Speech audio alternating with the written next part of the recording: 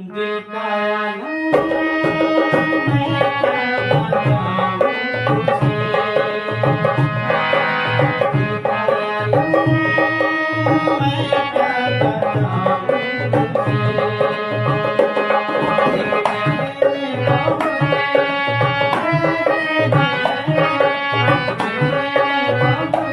प्यार से देखा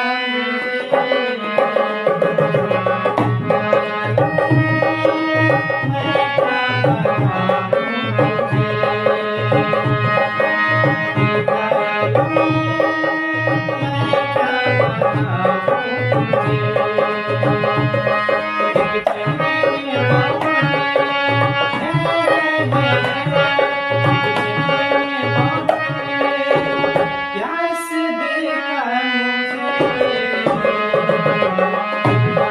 मुझे